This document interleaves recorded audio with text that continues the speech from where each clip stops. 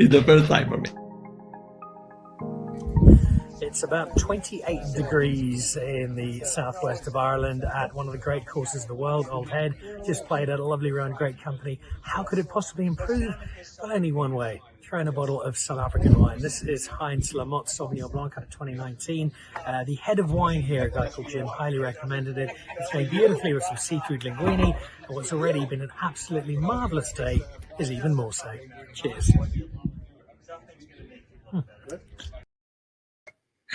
Well, that was about 2 hours ago on what might be the single greatest golf day of my life, playing Old Head. Of course, I've wanted to play for almost 20 years now. It sits magnificently on a jut of land sticking out into the Atlantic on the southwest coast of Ireland. A magnificent course on a truly un-Irish day. I'm looking out the window now. I can only see blue sky. You'd never believe this was Ireland at the end of September, but it is, and it is where you find us for Dan Really Likes Wine today, presented by Pick and Pay. A warm welcome to all of you wherever you may be for a slightly different show. In just a moment, I will introduce the rugged and good-looking Italian beside me, who is my co-host for this evening. But let me tell you where we are. We are at Hayfield Manor, which is a lovely boutique hotel just outside of the city centre of Cork, down in the bottom of Ireland. It's a city I haven't been to, despite being born in Belfast a few years ago. So making my debut, and gee, it's been a terrific debut. Remember earlier this week, we did the show in Galway.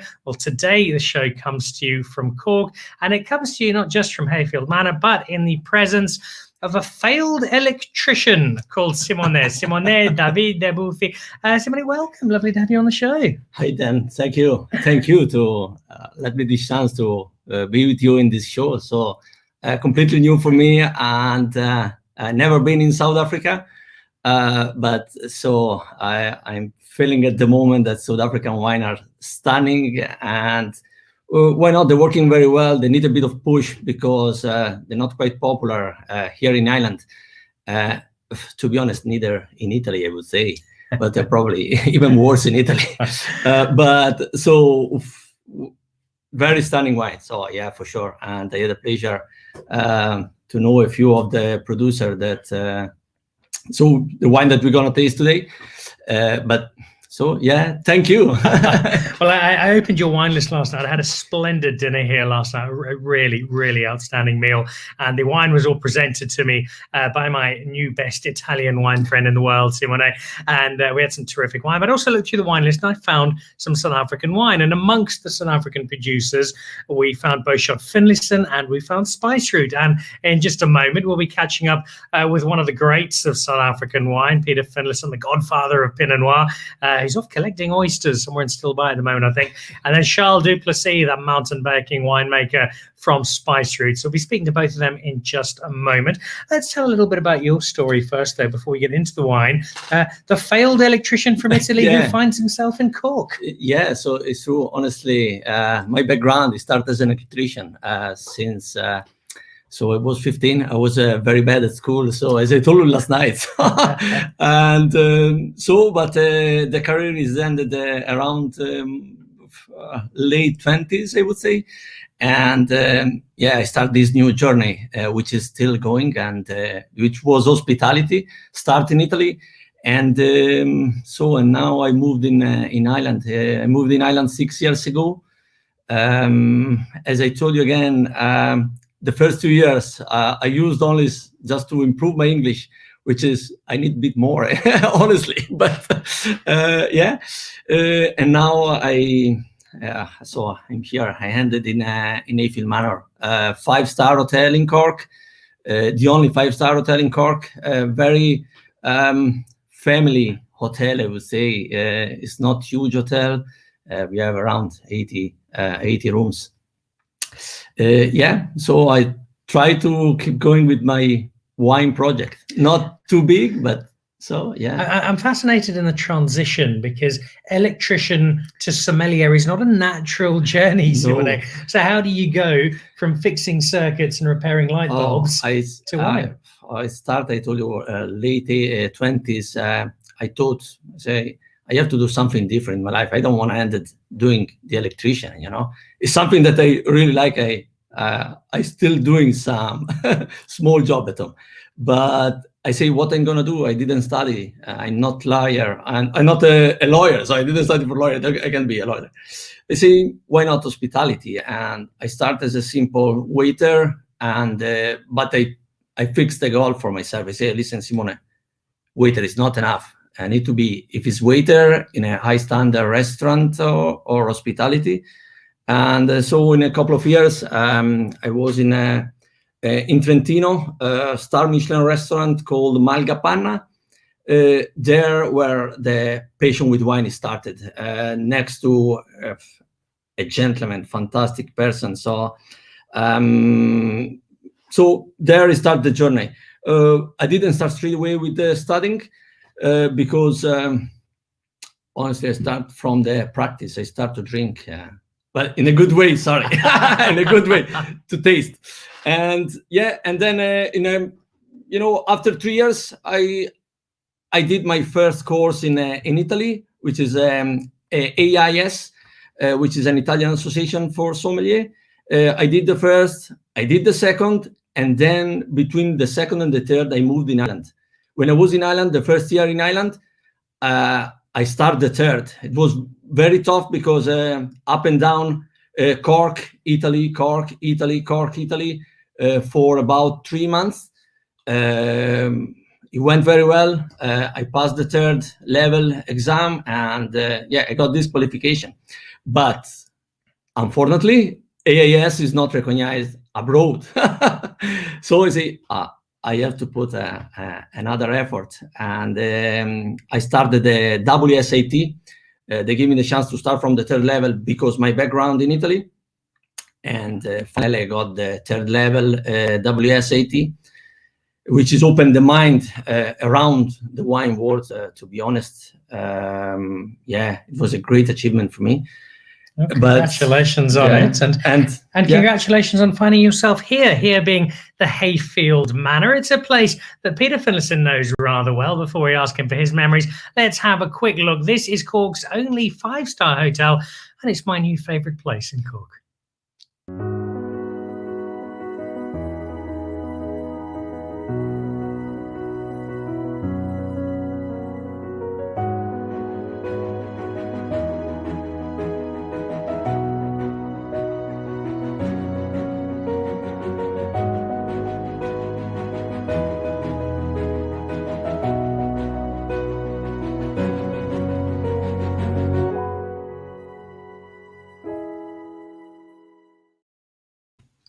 So there we go, my home for a couple of days in Cork. Peter Finlayson, I know you're off on a fishing holiday of sorts at the moment, but I'm sure that video must have brought back some good memories because you've spent some time here in Cork and some time at Hayfield Manor.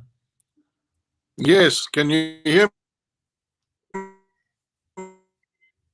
me? Oh, you're breaking up just a touch there, hello? Peter. Let's. There we go. Got you loud and clear. Yeah, Yes, thank you. Yeah, we spent a night at Hayfield Manor, and that was during a tour of Ireland with Anthony Tyndall, who's our importer of Bouchard Finlayson wines into Ireland, and a great company. Anthony and his son have been long-distance swimmers, and they said they always needed a bottle of Cayman's Cut Chardonnay before they headed out there long-distance swimming to help them keep warm. And normally I'd agree with that. Today, though, it's a very un-Irish day. Glorious, glorious weather. It's a big part of what you do, isn't it, Peter? Not just making the wine and fine wine you do make, but traveling the world, telling the Bouchard Finlayson story and finding new markets for the wine that you do produce. It's very important, and wine is all about the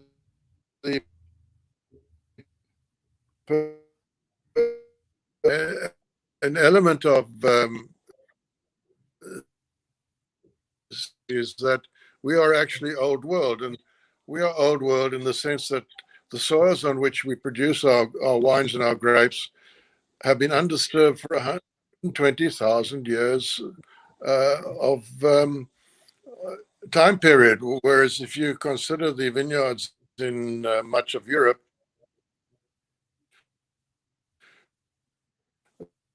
they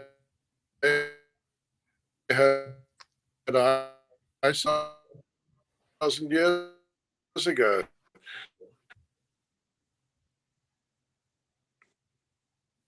We're just battling a touch there with Peter's connection, so we'll try and beef that up in a moment. What about you, Charl? Your wine adventures in between making the spice root wine that we find ourselves in the company of today. Do you get around a bit? Do you get some travel in telling the spice root story? Yeah, we used to travel quite a lot, at least once a year to the UK, and in the past, at least once a year to the US as well. That all happened before COVID. So at some stage, the traveling was a bit much for me, and I promise you, I'm looking forward to going back and travel again after COVID, if everything gets back to normal again. Whatever back to normal might be. What about, Charl, when you find, I give you a call, send you a message, I've found your wine, it's sitting on a wine list at a little hotel in Cork in faraway Ireland. Does that still excite you as a winemaker, the fact that your wine is going far and wide and is finding these exotic markets? Yeah, it's exciting. I mean, as Simone mentioned before, Ireland is still a bit different or more difficult than the UK or Scotland. So that's probably the reason I never visited Ireland before. I've been a couple of times to Scotland. So yeah, it's good news, and I'm happy that they served the wine and they listed it in that fantastic venue. We've hinted about the struggles you have with South African wine. Tell me a little bit about the wine profile. People who come here, people in Ireland, what do they like to drink, and why is South African wine struggling, do you think? But I think so. As my background here, so even before Hayfield, I was in a restaurant in town, and people they're very focused on newer wine, yes, but not South African, and is more related to, as I told you, is more kind of New Zealand, of course, New Zealand Sauvignon Blanc, and if it's country red, is more like Malbec, Mendoza, Argentina. For sure, when you present the bottle, they're a bit shy at the beginning, and then you open the bottle, you pour a glass, and then they realize, okay, there is something different. It's not only Malbec, could be even, why not, South Africa? And, it's nice to see that the people appreciate the wine that you pour, and not only, their idea. They can change idea, they can. So, but why? I don't know, honestly. I think Ireland doesn't produce wine, and of course, get the wave that is going. I think Sauvignon Blanc, New Zealand, is a big wave at the moment. Here in Ireland, but not only in Ireland, I would say. It's a bit around the world. And that is my thought. But for sure, we are here as a sommelier. I'm here to improve their tasting, and why not South Africa? Why not Italy or something else? Yeah. So this is our. On that note, Peter, the making wine, you get feedback back like this, you will see in markets. Does a particular market then influence some of the wine you make? I know people in Ireland like this style of wine, so I should add something to our range, or perhaps change something that I'm making to fit it? Or is it more a case of trying to educate people on what the selling points of the wine are already, and try and get them to enjoy them as they are?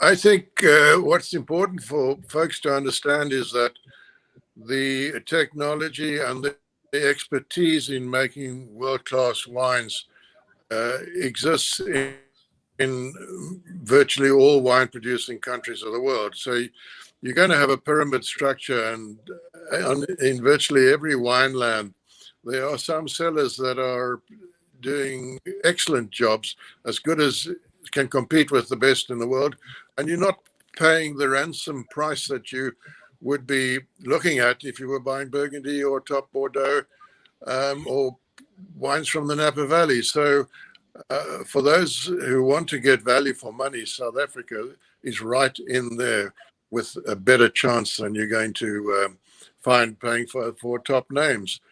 South Africa has been a leader. It was the first country to discover the need to add ammonium to fermentation, and we also started cold fermentation in white wines.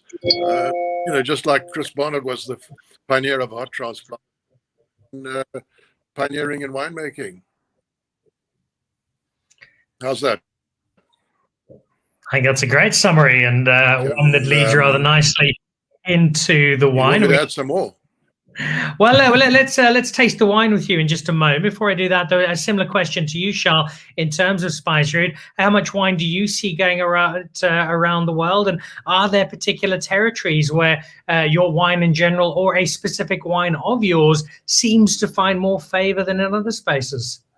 I would probably say that the local market is still big for us because we've got these massive tasting rooms. Obviously, those battled with COVID. UK is still the UK, Scotland, mainly London, a little bit of Ireland. We've actually seen the last couple of years the sales in Ireland also grow.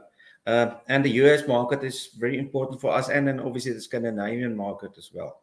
But I mean, you can't make a specific wine for a specific market. You have to stick to your guns. I mean, Peter's making fantastic Chardonnays and Pinot Noir in the Walker Bay area. We in the Swartland is dry land. We can't change our styles. That's what we have to communicate, and we have to teach people, and we need people like Simone sommeliers to introduce our wines to the people, and they get. And as he mentioned before, I mean, once they've tasted these wines and they hear the stories, you always need to tell stories to sell wine. Then we're sitting on a good position. Well, let's tell some stories about wine and drink some wine. I think if people watching this, and already we heard Charl mention that the Chardonnay and the Pinot Noir is being made so well by Bouchard Finlayson, and yet it is neither the Chardonnay nor the Pinot Noir we find on this particular wine list. It's a couple of different ones. Let's start off with the first of those. It is the 2019 Walker Bay Sauvignon Blanc. Let's have a little taste of this. Yeah, and then Simone, as Italy's foremost voice on wine, what's this wine done to make it onto your wine list? So I particularly love this Sauvignon Blanc because it's very expressing, and you feel the real Sauvignon Blanc, the real fantastic. I feel this minerality, this freshness on the nose, and which is characteristic of Sauvignon Blanc, this green note, which is an example I can find in some other Sauvignon Blanc, unless but I feel when you're drinking a nice Sancerre, that you're having this very minerality with chalky and stony taste on the nose, that's come through, and you feel the freshness. Here, when I'm drinking Walker Bay Sauvignon Blanc of Peter, I feel the same. So, and you feel a bit more, for sure, it's having a bit more power. You can see the color, it's goldy color, which is Sauvignon Blanc doesn't have. That's this note is more lighter for me usually, but this is very intense color. Probably, yeah. Mm. And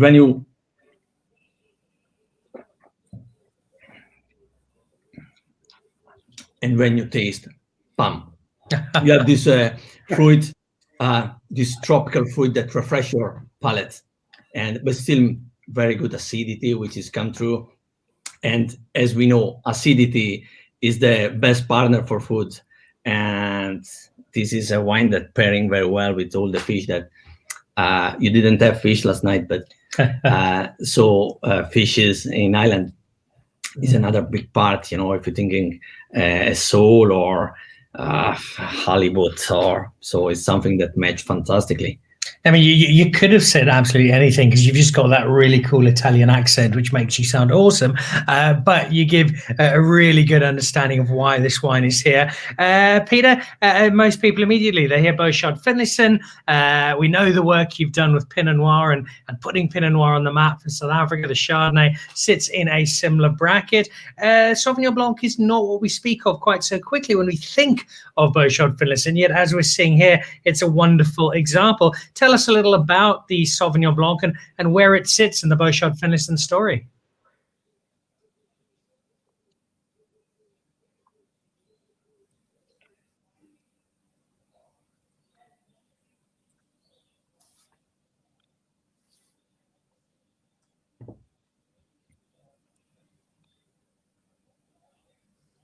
I think we might have lost Peter there for a moment. Peter, can you hear us?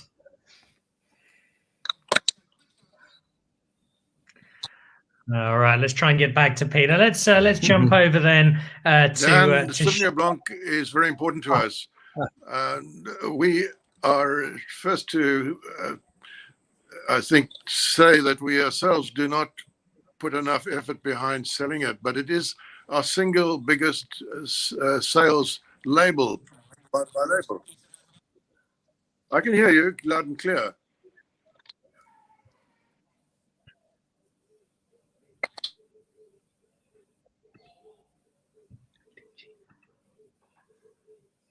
All right, keep going, Peter. There's just a bit of a delay, but keep going if you will.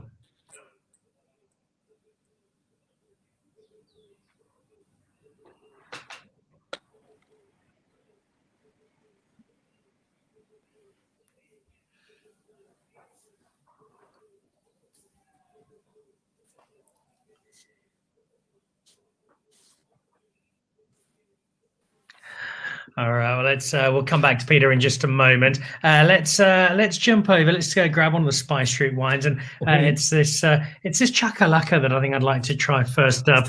I remember doing an event with the Australian Master Chefs a couple of years ago, and George Columbaris, the Greek chef, being absolutely crazy about the word Chakalaka, which is all so cool, and anything to do with it. So we gave him some of this wine, and he was very taken with it. It's a really cool name. Beyond that, it's the grapes that make it up that are so interesting. Tell us a little bit about this blend, how it fits into the restaurant, and why this is another wine that you've clearly delighted in drinking. Yeah.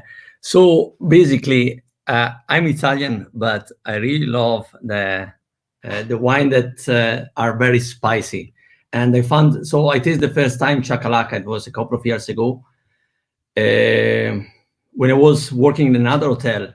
And I really enjoyed the time, and then stopped there. And during last lockdown, I got a bottle from this supplier, which is, anyway, they brought me this bottle of Chakalaka again. And I say, I have to taste again Chakalaka. And I felt in love again, and I say, okay, this would be in my wine list there. And basically, Chakalaka, as probably you can confirm better than me, is the word Zulu of spicy. Is it correct? Uh-huh. And honestly, when you pour a glass of Chakalaka, you have plenty of spicy in the glass, and you feel the pepper, you feel all the spicy note, and the wine is medium to full body. And hopefully I'm right. So, and the wine is matching very well, especially if you are here in Ireland. Really love to make barbecue. So this summer it has been fantastic in this term of weather, and I'm also made to have a bottle of Chakalaka and the grill outside in the garden. I think is the best match you can have, and. Yeah, that's why. In terms of why I say, I said before, it doesn't work by itself. It's something that you have to tell the story to the guest. Once you start with the story, first of all, before the name of the wine, Chakalaka, you start from there. Is a good point. Start there, and then you open the bottle, you pour a glass, you taste together with the guests, and you never fail. You never fail with this. I love the fact that I am sitting in Cork with an Italian drinking chakalaka and talking about braaiing. It's wonderful ahead of Heritage Day coming up tomorrow. Chakalaka, just part of this wonderfully diverse heritage we have as a food. The transition to wine has been made quite nicely. Charl, give us a little history on the decision to give it this name, which is such a great name. And then for people who maybe haven't had it yet, the grapes that make it up and how you come up with what's quite a curious blend, but one that works so well. Yeah, I'll be very honest to you now. Is the first chakalaka that we produced was 2007, and the name, I wasn't comfortable in the beginning of the name. I mean, Charles will tell you it was actually his idea. We would probably had to bottle a chakalaka before 2007 if he could have get his name and get it right. It's a blend of 6 grapes. We always use the same 6 grapes. That's the grape varieties that's more suitable for us in the Swartland region. I always use the same 6 grapes. We make all the parcels separately and then put it into barrels separately for at least a year. Then we taste all these different components blind. Decide on a blend, always with the same 6 grapes, and then I go back, do the blend, and put it back into barrel for an additional 6 to 12 months as a blended wine prior to bottling. So it's a blend of the best grapes that are suitable for the Swartland terroir that we have in our region.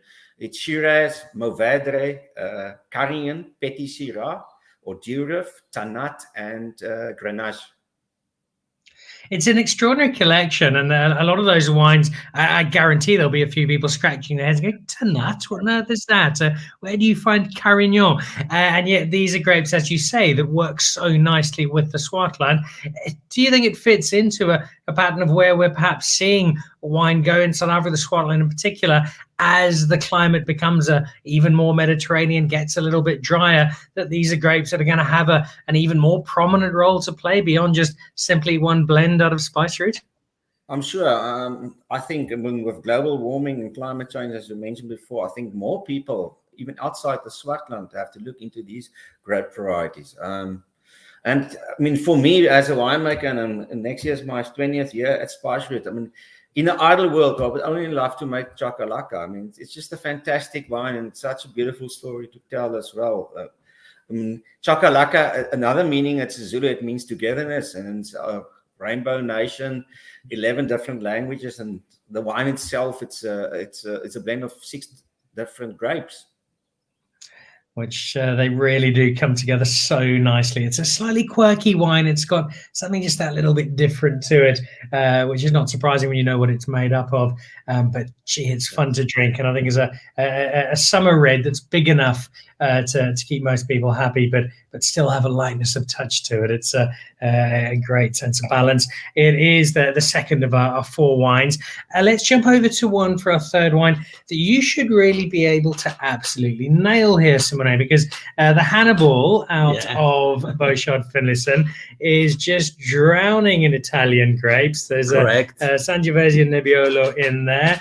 2 grapes very important to your heritage. I think there's some Barbara in there. Yeah, there is some Barbara. Yeah, just a small percentage, but yeah, there is. So tell me a little bit about Italian red wine and how this perhaps compares. Oh, so basically, as I say, so it's made by probably the 2 best red grapes in Italy. If you think about Sangiovese and you think about Nebbiolo, so Nebbiolo is the grape that made Barolo or Barbaresco, or but together with Barbera. People, they don't know Barbera that much, but Barbera is another big red grapes in Piedmont, which is stunning.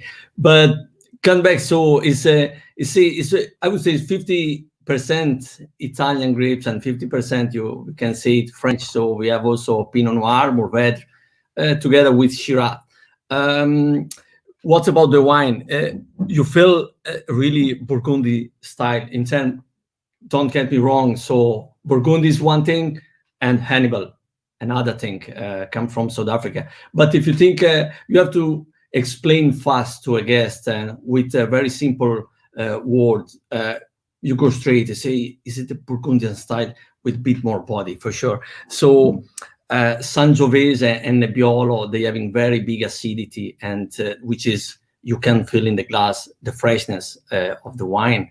Of course, Pinot Noir as well is another great, very fresh. But you have Shiraz, you have Barbarian, you have Mourvedre, together with Nebbiolo, tannin. Tannin is another word that I like when it comes to red wine. I do love tannin because I think it's a good complementary with food as well, together with acidity.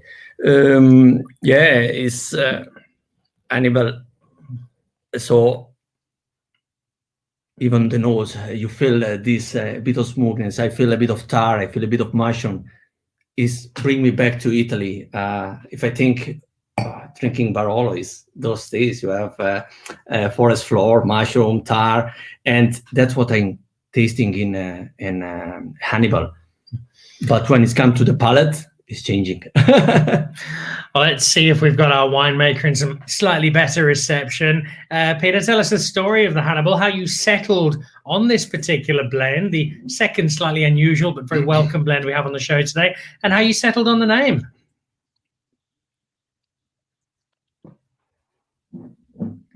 Yes, I imported Nebbiolo and Sangiovese into South Africa in 1989. And the intention was to look at these varietals as single varietal wines. But when I managed to make the first wines going back, I found that most times when I needed to blend, because I wasn't entirely convinced on the performance of the individual varieties, but I found the blending very successful. And the small amounts of wine we made initially got great support. So it was 2001 when we produced the first blend, which was Sangiovese, Pinot Noir, and Nebbiolo. And later on, I got to add a little bit of Shiraz, and essentially as the Sangiovese, normally about 45%, with Pinot Noir maybe 17 to 20%, Nebbiolo about 15-16%. And it's a symphony of flavors. It's an opportunity to create something out of different tones of music. And it's worked extremely well. It's got great following. Perhaps it's a little bit like mixing religions from an Italian point of view, but it works. And I enjoy it very much. Absolutely. And you gave it the name Hannibal. I suspect that there's something about the sense of adventure to both the wine and the Hannibal in question that links them together. Was that the reason? Well, Hannibal was the nickname that we gave to the wine. And when we went to, we sort of, I guess it was the sort of attack on the Romans that gave it that nickname. And then when we went to market, we thought, well, let's carry on using it.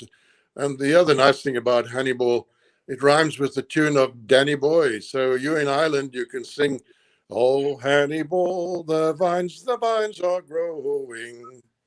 How's that?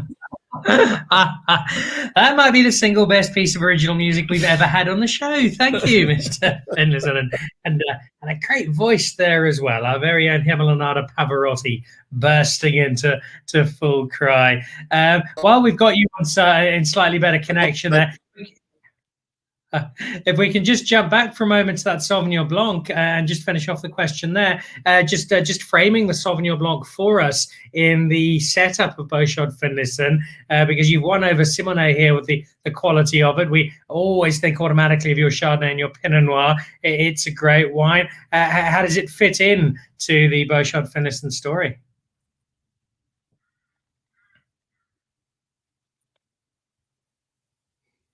Sauvignon Blanc has played a key role in the advancement of Bouchard Finlayson label. Sauvignon Blanc has been every year a significant part in our wines. What I like about our Sauvignon Blanc is it's got a creamy middle. It's not too crass, more tropical than wildly grassy or having too much sort of aromatics. And that to me is more of a French style than some of the New World Sauvignon Blancs. In other words, as I got older as a winemaker, we didn't have to make wines that are heavy metal, brash, loud wines. So the Sauvignon Blanc has got that creamy finish, which has been the characteristic of it. Also grown from vineyards that are high density plantings, and that's a characteristic of all of our production at Bouchard Finlayson, is that I certainly believe that vines need to be planted together, close together, and essentially our vine rows are the width of a horse and plough, which is the way vineyards were going back 70 years ago. Well, the result is a wine that is now sitting on the Hayfield Manor wine list here in Cork in South Africa. I think there might need to be a Chardonnay and a Pinot Noir added to that, Simone, but we'll talk about that after the show.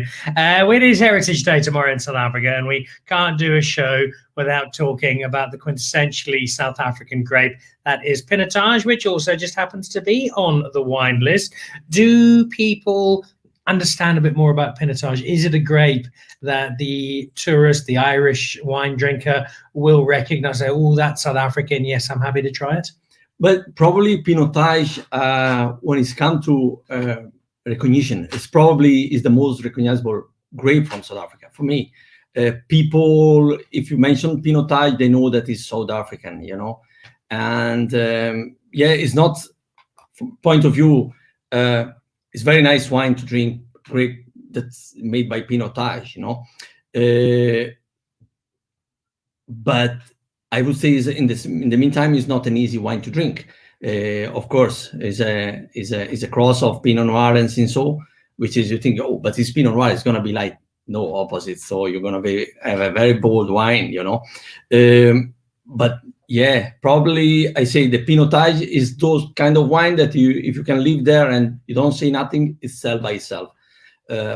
Because the name probably, as I say, is recognized, unless, versus other example, True Spice Root, Chakalaka. Chakalaka is a wine that I have to introduce and explain versus Pinotage. I can leave it there and it's selling. Which is curious, and in some way probably Chakalaka is drinking easiest than the Pinotage, but Pinotage is working well, better. That's okay. This is sometimes it's curious and you can't explain, let's taste it now. I'm waiting to get an angry message from Ina Smith from the Shannon Blog Association demanding to know why I haven't had a Shannon ahead of Heritage Day. Sorry, Ina, we'll have one on again soon. Jumping over to you, Charl, before we taste the actual wine, just that Pinotage story, Simone suggesting that it's not a light wine, and for a very long time it was two petite parents who'd given birth to this bruising number 8 of a rugby player, and that Pinotage was so big. But the style of Pinotage, I think, is a lot more flexible now, and we're seeing a full range from big, heavy hitting to a wine that is a lot more in keeping with the parents from which it came almost 100 years ago now, out of Stellenbosch. Give us your thoughts on the style of Pinotage, what you try to make, and what the interpretations of Pinotage are at the moment in South Africa. Obviously, I'm not going to sing like Peter does. Very disappointing, Charl. Don't have his voice. As you all know, Pinotage can sometimes be very controversial. I mean, and a lot of people don't understand. I mean, I know Pinot Noir and Cabernet or Cabernet Franc are very difficult grape varieties to work in the cellar. Pinotage is extremely difficult to make a decent Pinotage. And of the wines, of the red wines of Spice, it's very more classical European style, where with our Pinotage, we went totally opposite. We went with the very modern New World style. And for me, very important to make a decent Pinotage, you have to look at the crop levels in a vineyard. It needs to be optimum ripe. And another secret, I think, not a secret, but I think you have to, Pinotage got a very thick skin. You have to really work hard on the skins. And what I mean working hard is to do the open fermentation, where you physically punch the skins into the juice during the fermentation 2 to 3 times a day. And then in our case, as I've mentioned before, I go with a very modern New World approach. I mature the wine in 100% American oak. And I use quite a lot of new American oak as well, about 30%. And then we keep the wine for about 14 to 16 months in a barrel. And the result is a wine that Simone is clearly enjoying. You've just had a taste of it. I'll have another one. Give us your thoughts. What does the Italian wine maestro make of this Pinotage? As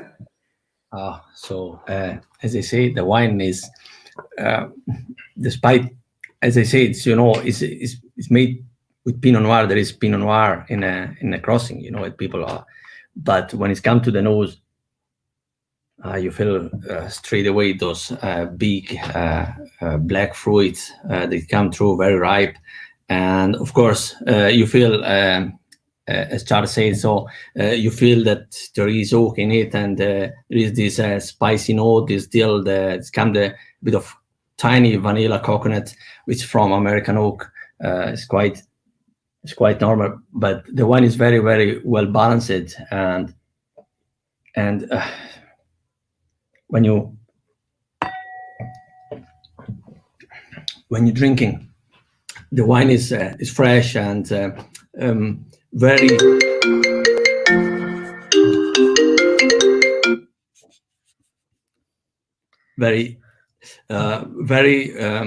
well integrated tannin as well. And the alcohol as well it's not very high. So we're drinking.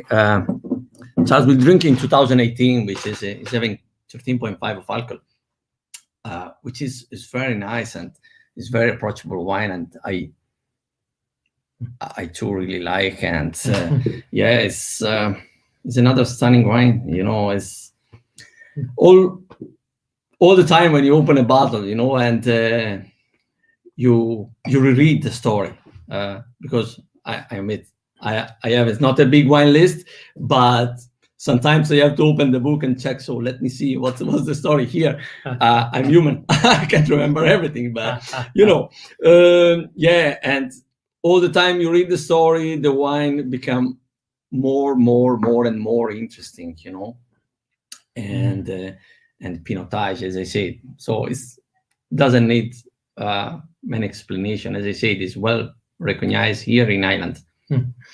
Well, let's wrap up. It's a quartet of wine that's found a very, very happy South African home here in Cork in Ireland. Two questions, winemakers extraordinaire for you both, before we bid you farewell. Let's start with you there, Charl. Tomorrow is Heritage Day. What will you be drinking to celebrate South African heritage, South African wine? And what would your philosophy, your thoughts be in terms of going forward, taking wine to the rest of the world and trying to ensure that the South African wine story internationally continues to gather some momentum? Firstly, taking it forward, I mean, we make fantastic wines. I mean, we've been making wines for over 300 years. I mean, I always say we're not a new world wine country. We've got one foot in the old world and one foot in the new world. And we just need to continue producing fantastic wines, what we're currently doing, and go out and tell the stories. And hopefully, if everything is getting back to normal, we'll continue traveling and continue to telling these fantastic stories. Tomorrow, after a bit of cycling, I'm a sort of a beer drinking winemaker. I'll first have a very nice couple of beers, and then definitely have a barbecue and some nice wines with friends. I appreciate, Charl, that you're trying to make the show accessible to people around the world, but the word barbecue is banned on Dan Really Likes Wine. It's a braai, Charl, and let's not forget it, please. But it sounds like a great braai, and it sounds like one that'll be awash with splendid wine. I suspect that Mr. Finlayson will be doing something slightly different, because he's been ploughing through the ocean of Stilbaai, collecting oysters and foraging for seafood. What does Heritage Day have in store for you tomorrow, food and wine-wise, Peter? And then the same question too, what is your philosophy, what is your experience telling you, and there's many years of it, in terms of where we need to go forward from a South African perspective, taking our wine to the rest of the world? Yes, South Africa is value for money par excellence.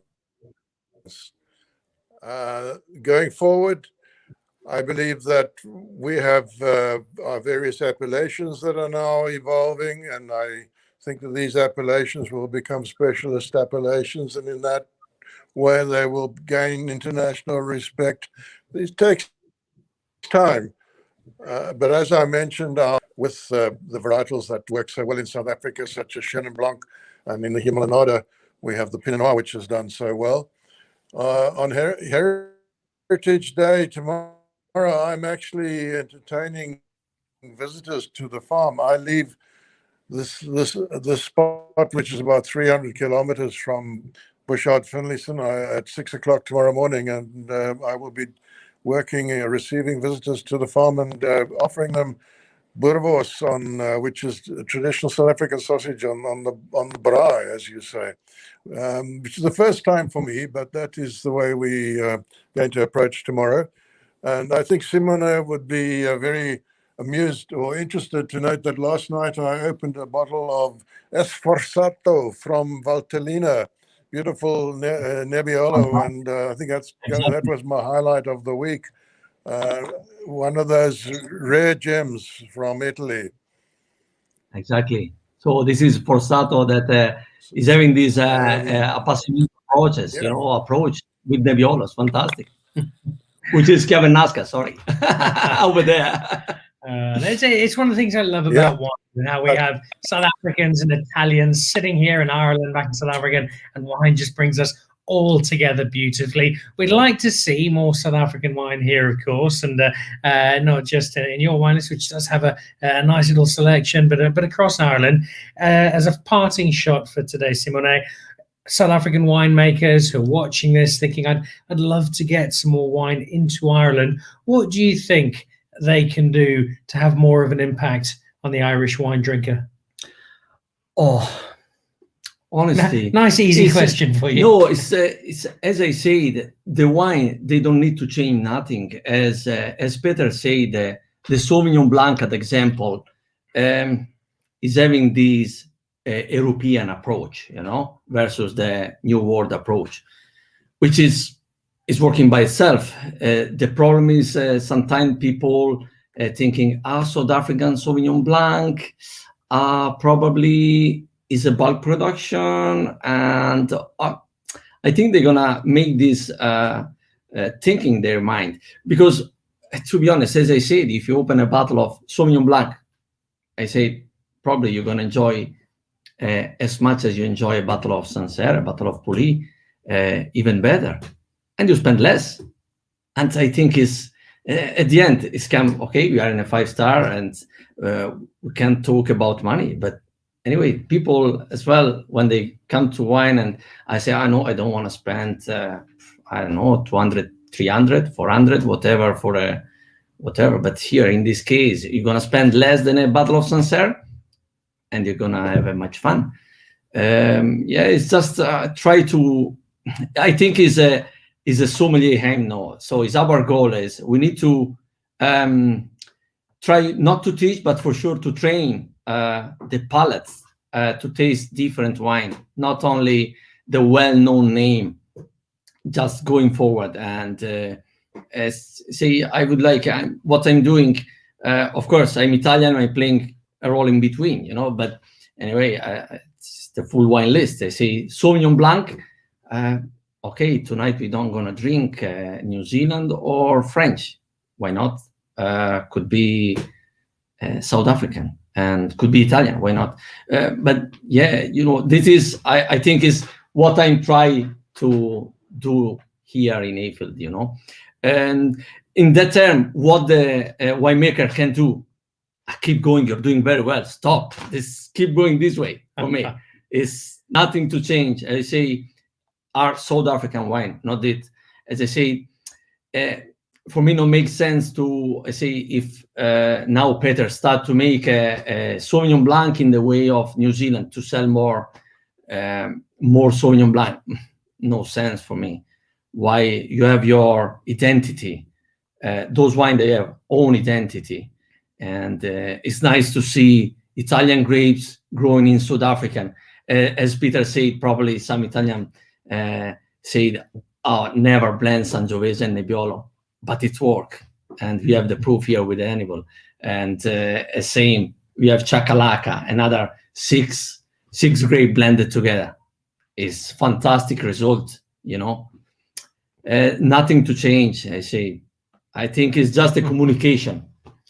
Well, there you go. You've got a great endorsement there for South African wine from an acclaimed Italian sommelier sitting in Cork at a 5-star hotel, from where we say a goodbye and thank you for joining us. It's been an absolute delight spending some time at Hayfield Manor, spending some time with Simone, drinking some wonderful South African wine and finding it here, and also spending some time with two great South African winemakers. So, Peter Finlayson, thank you. It's always a delight spending time with you. You're one of the first winemakers I got to spend time with many years ago when my wine journey was first beginning, and I learned so much about Pinot Noir from you, and tonight, as always, learned some more about a few other wines. And Charl, appreciate you taking some time off your 8 hours a day of mountain biking to drink some wine with us ahead of tomorrow's celebrations. Wherever you are in the world, do raise a glass of South African wine to Heritage Day and celebrate that great part of our South African heritage. I'll be doing so here in Ireland tomorrow, and I will be seeing you next week in Scotland when Monday's show comes to you from St Andrews at the Alfred Dunhill Links Championship. So, but for now, Peter, enjoy your Boerewors Braai tomorrow at Bouchard Finlayson. Thank you for drinking some lovely wine with us and spending some time with us, and look forward to having you again soon. And Charl, the Pinotage, the Chakalaka, two lovely wines from a most accomplished winemaker, and really has been a pleasure spending some time with both of you. So, Charl, Peter, thank you both very, very much indeed. Yes, thank you. Pleasure. Thank you. And Simone, thank you for your time. Thanks to Hayfield Manor for looking after us. Thank you, Dan. My pleasure. We look forward to having you in South Africa soon. Hopefully. Come and taste some wine. And we've got a few bottles to finish off here. On Monday, how's this for a lineup? It's me. I actually have no idea what we're drinking. It'll be some Cab and some Chardonnay. I'll be drinking Stellenbosch. My guest will be drinking California, because my guest is Dave Farrell from Lincoln Park. We've been trying to put together a wine show for about 2 years now. COVID has been slightly debilitating in terms of finishing that off, but we're drinking some wine together and sharing a love of Stellenbosch and Californian wine. That is Monday evening on Dan Really Likes Wine, presented by Pick and Pay. The sun is shining over Ireland. I'm off to enjoy the late afternoon and evening in Cork. A big thank you again to the team at Hayfield Manor. Simone, Emma, and the rest have all been fabulous, and we'll see you again on Monday. Have a lovely night from Ireland. Goodbye. Cheers. To join the Pick and Pay Wine Club, simply SMS your smart shopper number to 36775. It's absolutely free, and you'll get for yourself 3 times the smart shopper points on every bottle of wine bought. You'll also get a 20% discount on 10 different wines each month, a 25% discount on a case of wine, and a Magnum, some terrific competitions and invitations to awesome events.